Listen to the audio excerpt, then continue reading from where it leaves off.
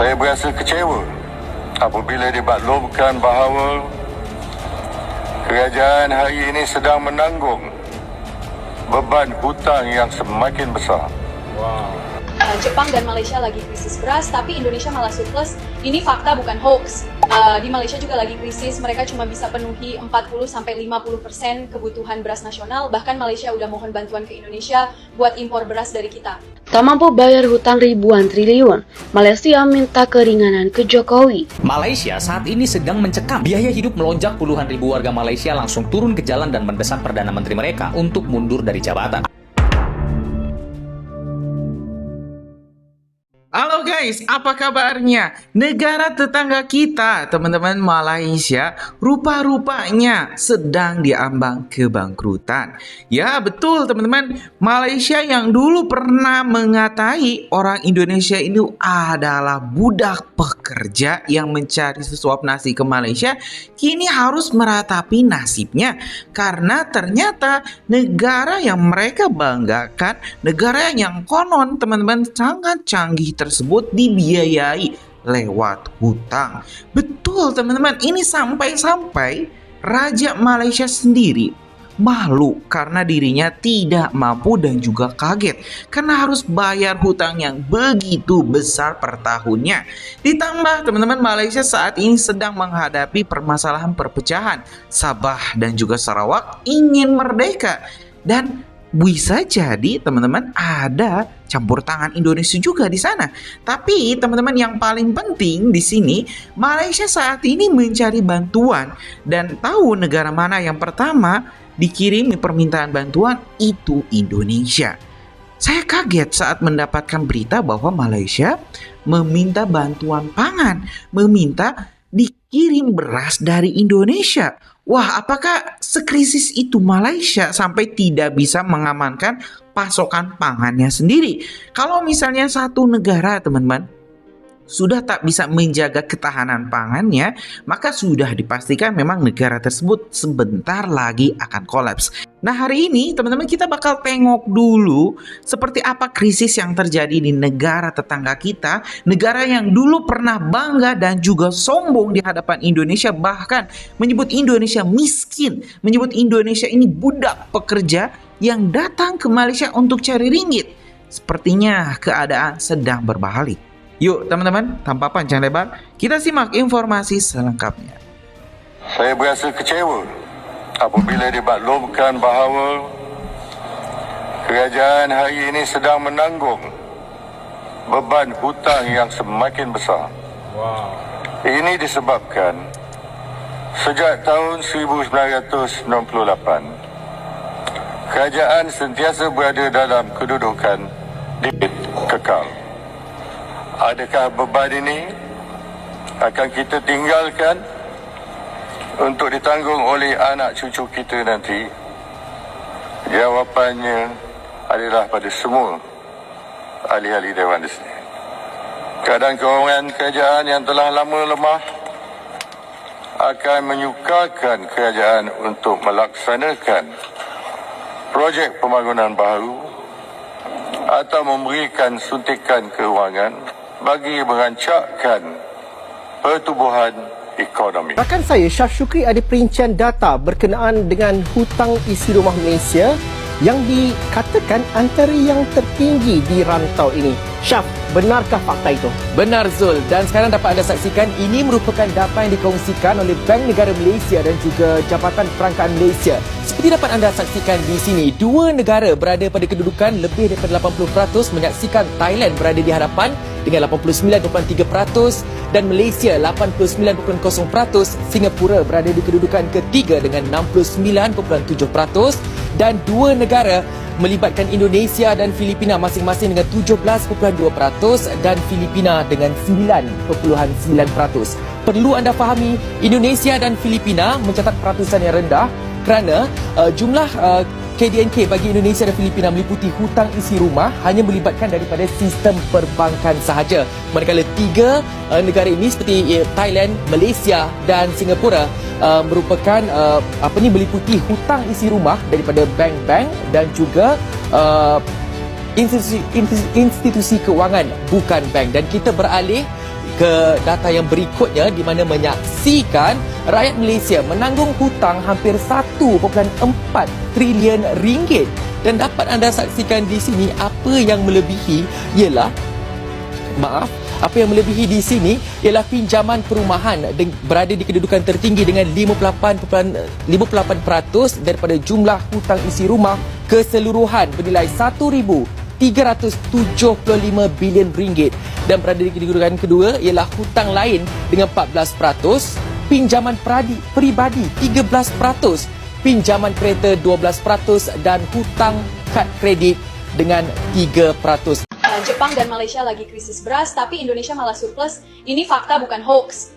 Di Malaysia juga lagi krisis, mereka cuma bisa penuhi 40-50% kebutuhan beras nasional. Bahkan Malaysia udah mohon bantuan ke Indonesia buat impor beras dari kita. Tapi Mentan Amran bilang, untuk sementara kami menjaga stok dulu, kita lihat iklim dulu. Yang bikin bangga, stok beras Indonesia saat ini udah mencapai 3,3 juta ton. Bahkan bulan Mei nanti ditargetkan tembus 4 juta ton, rekor tertinggi sepanjang Indonesia merdeka. Setiap hari kita nambah stok sekitar 49.000 ton beras. Jepang sendiri krisis gara-gara gagal panen akibat cuaca ekstrim dan bencana alam. Mereka bahkan terpaksa lelang 210.000 ton cadangan beras nasional. Menurut kalian, apa Indonesia udah layak jadi eksportir beras? Atau kita tetap fokus perkuat ketahanan pangan dalam negeri dulu? Komen di bawah. Tak mampu bayar hutang ribuan triliun, Malaysia minta keringanan ke Jokowi. Memang benar, Kementerian Keuangan akan manage akaun kita dengan baik. Jadi kita akan balance.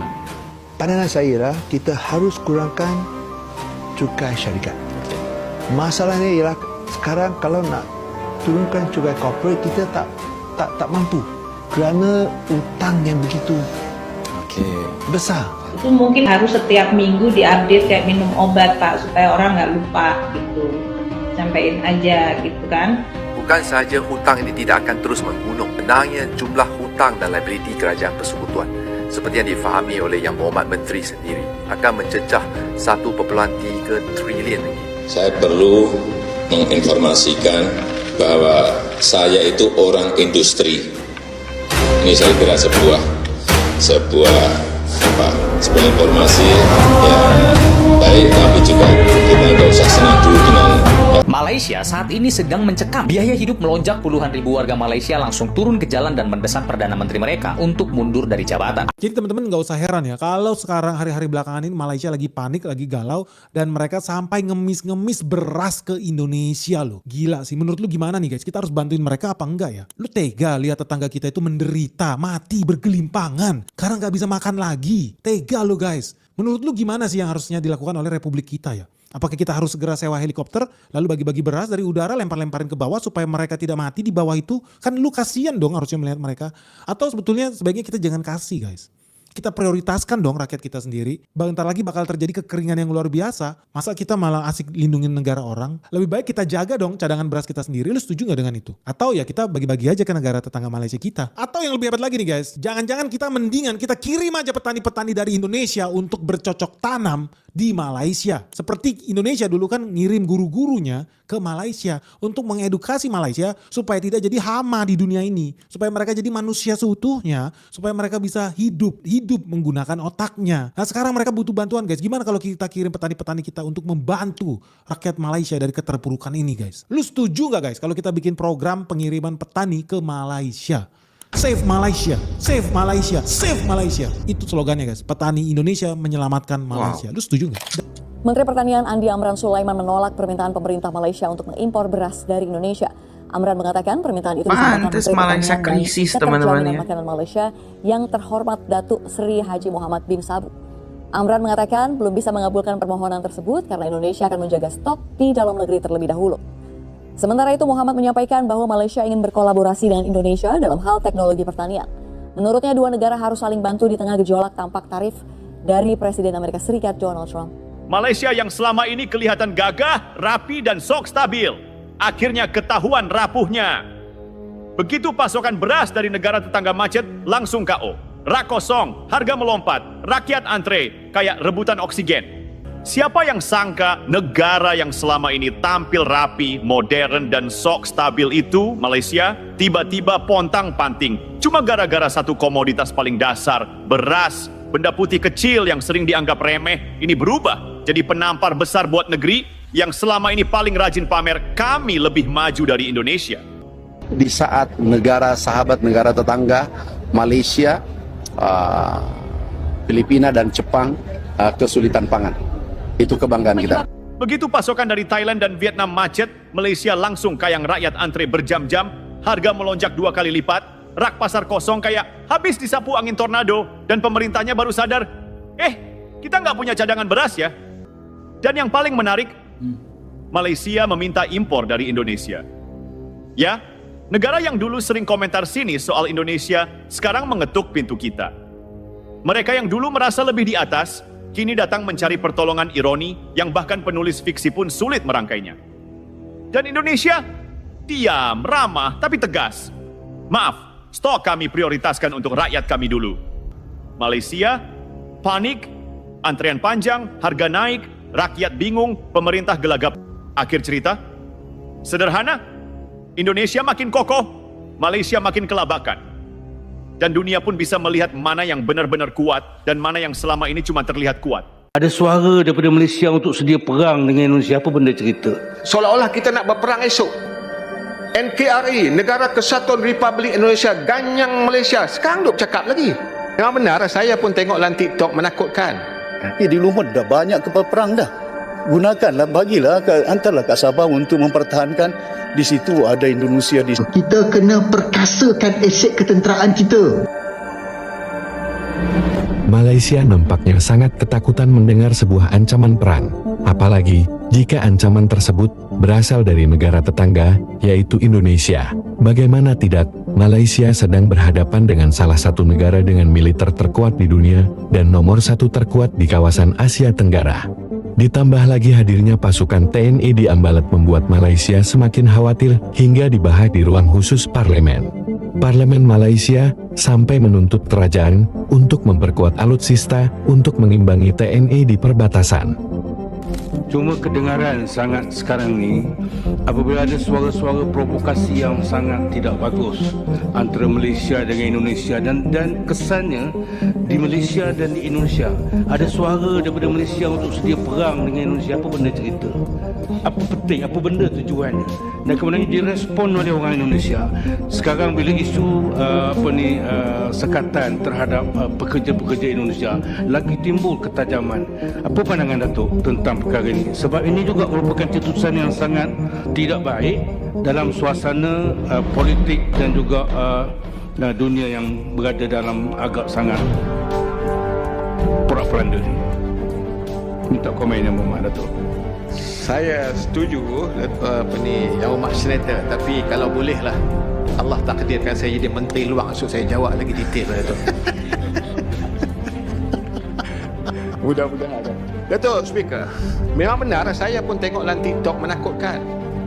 Tetapi kita jangan terpengaruh dengan provokator-provokator ini. Kerana di Indonesia provokator-provokator ini sangat luar biasa.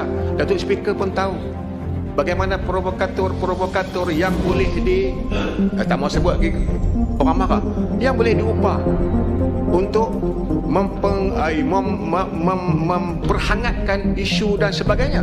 Kalau saya tengok dalam TikTok, seolah-olah kita nak berperang esok. NKRI, Negara Kesatuan Republik Indonesia, ganyang Malaysia. Sekarang duk cakap lagi. Tetapi itulah kebiasaan kita. Itulah kebiasaan Presiden Indonesia sekarang, Haji Prabowo Subianto. Cool. Datuk Seri Anwar Ibrahim, cool.